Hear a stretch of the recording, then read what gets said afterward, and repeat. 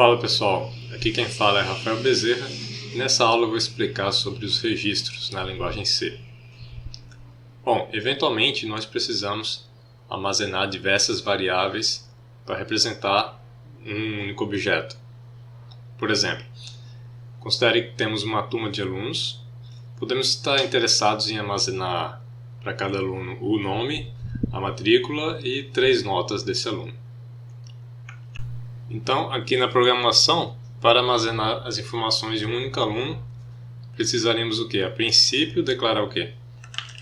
Aqui uma string com o nome desse aluno, 3 números reais para representar as notas e mais aqui um número inteiro para representar a matrícula desse aluno específico.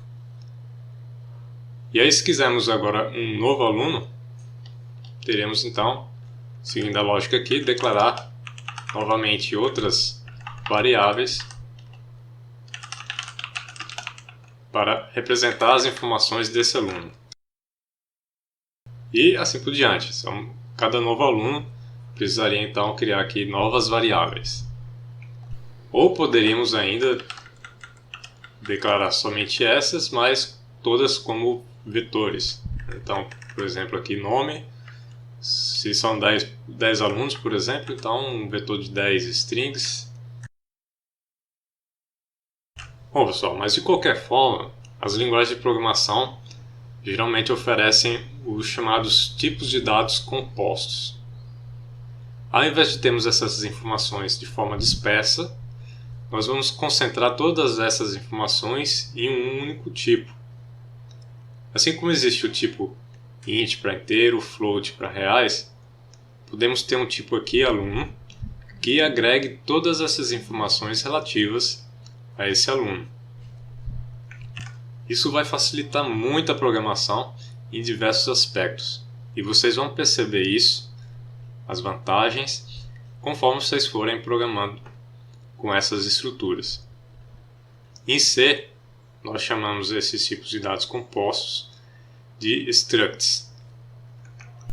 A sintaxe para definir uma struct é a seguinte: colocamos struct seguido do identificador da struct, é o nome que você vai dar, e aí entre um par de chaves nós vamos colocar dentro a especificação do que chamamos de campos.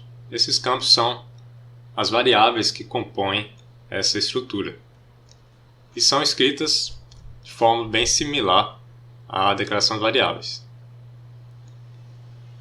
E aí não podemos esquecer que depois desse par de chaves temos também o ponto e vírgula. Então, um exemplo simples aqui, vamos criar aqui um struct de exemplo. Vamos criar com 2 campos, um inteiro e um número real. Fechar aqui o par de chaves e finalizar com ponto e vírgula. Essa definição da struct pode vir tanto fora das funções, como aqui, como também dentro da função.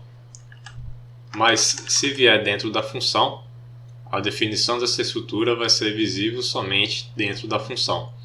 Mas isso aqui não é o mais usual. O usual mesmo é que essas estruturas sejam definidas fora das funções. No caso aqui dos alunos, podemos declarar a estrutura da seguinte forma: struct aluno. E aí vamos colocar como os campos justamente aquelas variáveis que declaramos na main. Então o nome, a string, as 3 notas como números reais e a matrícula como inteiro. Pronto, definida a estrutura. Agora, para declarar variáveis do tipo aluno, nós fazemos o seguinte: struct aluno, que vai ser o tipo, e aí o identificador da variável, assim como declararíamos qualquer outra variável, tipo inteiro ou float. A convenção para o nome da estrutura é começar com letra maiúscula. Agora, alguns detalhes aqui no uso da estrutura. Você também pode definir variáveis logo após a definição da estrutura. Então, por exemplo, poderíamos colocar aqui antes do ponto e vírgula, por exemplo, a 3 e a 4, e aí com isso estaríamos criando 2 variáveis já A3 e A4 do tipo struct aluno. É claro que nesse caso aqui, como struct aluno está fora das funções, A3 e A4 se tornam aí variáveis globais. Você também pode inicializar durante a declaração aqui das variáveis. Então você pode fazer o seguinte: A1, assim como fazíamos com as outras variáveis, sem que aqui vai ser diferente, né? É uma estrutura, nós vamos colocar os valores entre um par de chaves e na mesma ordem, vamos colocar esses valores na mesma ordem lá da definição dos campos. Então o primeiro campo lá é nome, então vamos colocar primeiro aqui o nome, depois vem as notas, então vamos colocar aqui 3 notas e mais a matrícula. Aqui uma matrícula. Pronto, inicializei A1. Ok, agora que sabemos como declarar as estruturas e como inicializar os valores, vamos ver como é que podemos, depois da declaração, acessar os campos dessa estrutura. Então, é bem simples. Nós vamos colocar aqui o nome da variável, então, por exemplo, A1, e aí ponto, e aí o identificador do campo. Então, por exemplo, vamos mudar aqui a primeira nota do aluno A1. Ao invés de 5, vamos colocar 5,5. Então, é A1 ponto, aí o nome do campo. Quisermos agora mudar a segunda nota, A1.N2. Vamos mudar aqui para 10. Para facilitar nossa vida aqui, vamos criar uma função que escreva na tela as informações de um aluno qualquer. Então vamos colocar aqui, não vai retornar nada, só vai escrever alguma coisa na tela. Então escrever aluno, e aí o parâmetro vai ser um aluno. E vamos colocar aqui alguns printfs.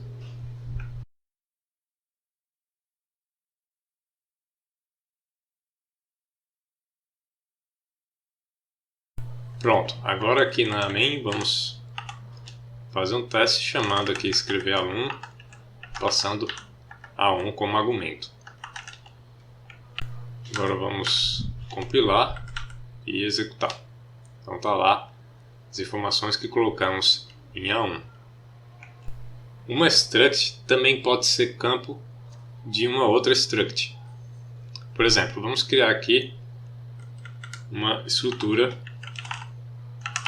chamada turma, para armazenar as informações de uma turma com vários alunos. Então vamos colocar aqui turma, e aí um dos campos vai ser um vetor de alunos. Então, podemos colocar assim, ó, struct aluno é o tipo, alunos é o nome do vetor, vamos colocar aqui tamanho 45. E aí uma string aqui para armazenar o código da turma. Claro que aqui o mais interessante seria deixar o número de alunos flexível, né? Mas para simplificar o exemplo, vamos deixar aqui como se a turma sempre tivesse 45 alunos. Essa figura resume o que temos agora. Nós temos uma estrutura maior, turma, que é composta por dois campos. Um é um vetor de struct aluno e o outro é a string com o código da turma. Agora na função main, vamos supor que queiramos criar uma turma. Como é que podemos fazer? Da mesma forma fizemos com aluno. Então struct turma T1, e com isso vamos criar uma estrutura turma e automaticamente vai ter 45 alunos. E aí vamos alterar o primeiro aluno. Então o que a gente pode fazer? Vamos ter que acessar um campo dessa estrutura, que é uma estrutura também. Então vamos colocar o seguinte: T1 para se referir a essa turma que eu criei, e aí vamos acessar o vetor, o índice do aluno. Então vamos colocar aqui 0, estou me referindo ao primeiro aluno desse vetor de 45. E aí vamos supor que queiramos aqui alterar os dados dele. Então vamos colocar aqui mais um ponto para acessar o campo desse aluno. Então, ponto matrícula. Vamos colocar aqui uma matrícula qualquer. Pronto. Vamos colocar também as notas desse aluno.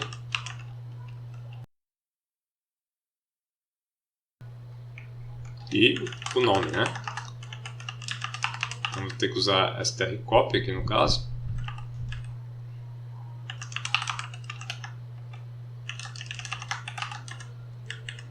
Pronto, e com isso alteramos o primeiro aluno da turma. Então aqui não há mistério quando queremos acessar um campo de uma estrutura que é um campo de uma outra estrutura. Basta ir concatenando os acessos aos campos. Então primeiro acessando o campo alunos da turma, é um vetor, então vamos colocar o índice e depois mais um ponto aqui para acessar o campo específico daquela estrutura aluno. Agora vamos ver algo muito importante que é ponteiro para struct. Vamos ter algumas coisas diferentes aqui e também é importante para refletirmos sobre o uso das structs. Então vamos continuar com esse exemplo aqui das turmas e dos alunos.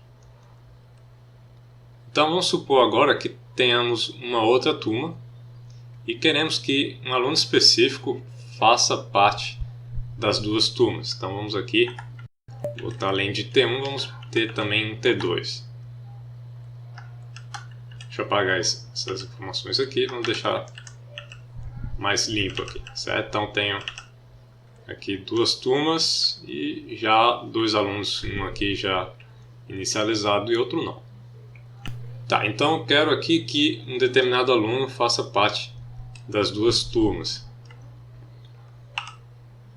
E aí, vamos fazer o seguinte, vamos colocar, por exemplo, T1.alunos para acessar o vetor, índice 0, primeiro aluno, e vamos atribuir o valor a 1.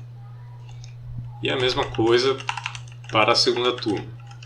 Então eu estou atribuindo o mesmo aluno para as duas turmas lá na posição 0 do vetor de alunos. Sendo que quando fazemos essa atribuição, nós estamos, na verdade, aqui copiando todos os valores, todos os campos da estrutura de alunos A1 para a primeira posição do vetor de alunos em cada uma das turmas.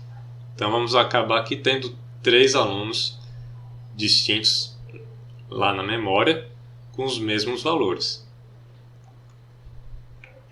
Então só para exemplificar aqui, vamos chamar a função escrever aluno, passando o A1, o primeiro aluno da turma 1 e o primeiro aluno da turma 2.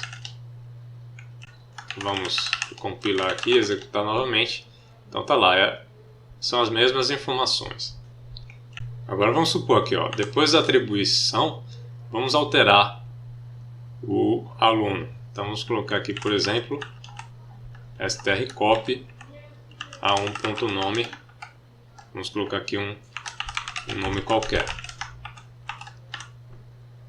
Então estamos alterando aqui A1. E agora vamos ver o resultado da execução do programa. Vamos recompilar aqui e reexecutar. Então tá lá, ó. Escreveu, ele alterou o A1, mas não alterou os alunos que estão lá na turma, porque, novamente, quando atribuímos, foi feita uma cópia dos valores de todos os campos da estrutura. Bom, a solução para isso, pessoal, é aqui na definição da turma, ao invés de criarmos um vetor de 45 struct alunos, vamos criar um vetor de 45 ponteiro para struct aluno. E aí, dessa forma, a estrutura turma não vai armazenar diretamente esses alunos. Vão ter apenas uma referência, né? Eles vão apontar para o aluno de fato. Então vamos ver essa figura aqui. Essa figura é a nossa definição original da estrutura turma. Tínhamos a turma, um vetor de 45 alunos, do tipo struct aluno, e uma string com o código da turma. Então, dessa forma aqui, os dados de cada aluno estão armazenados aí de forma bruta dentro da estrutura turma. Agora que fizemos assim, vamos ter esse esquema aqui, ó. Temos a estrutura turma e aí o vetor de alunos vai ser um vetor de ponteiros para struct aluno.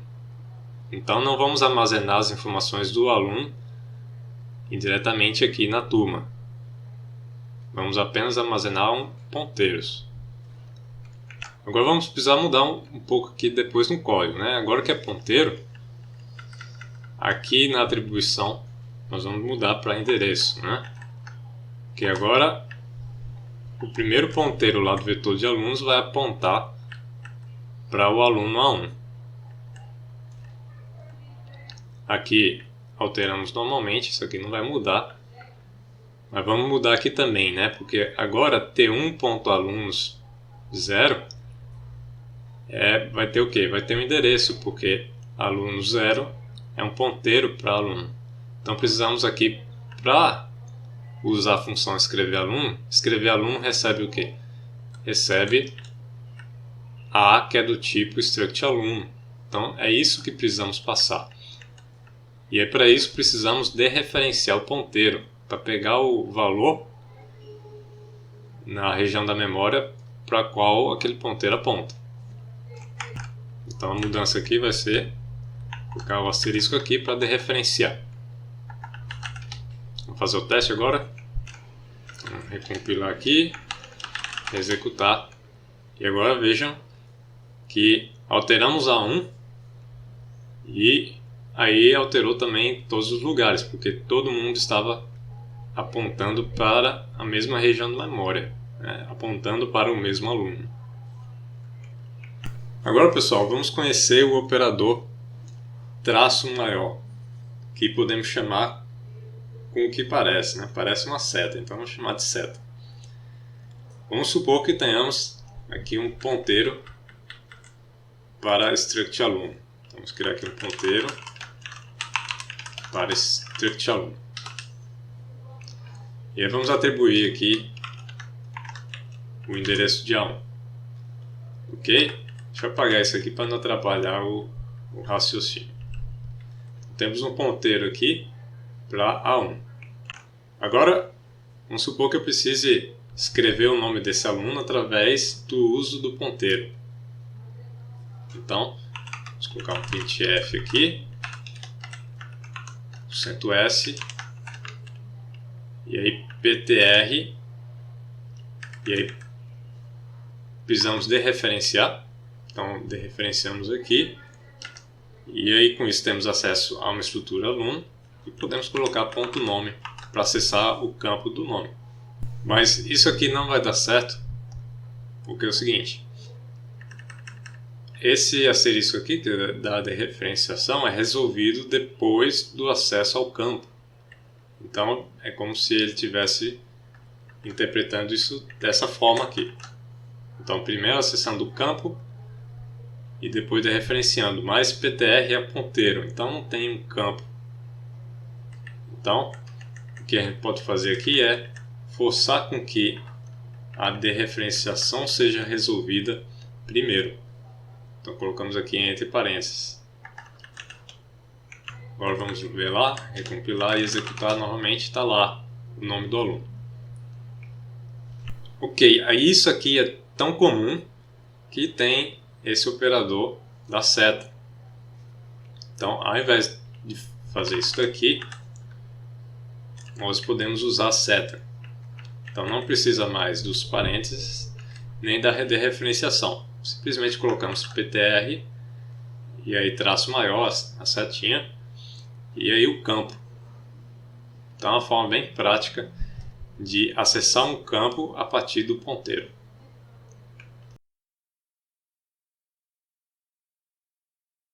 Pessoal, o typedef é uma forma de dar novos nomes aos tipos. E isso é muito utilizado junto com structs, justamente porque temos que toda a vida preceder o nome da estrutura, aqui no caso aqui aluno, temos que preceder com struct. Então toda vida temos que colocar struct aluno, struct aluno. E aí o typedef vai facilitar a escrita do código. Então vamos ver como é que se usa o typedef.